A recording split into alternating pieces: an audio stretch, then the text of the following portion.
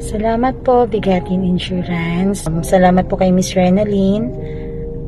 Siya naman po yung claims coordinator sa smooth transaction po.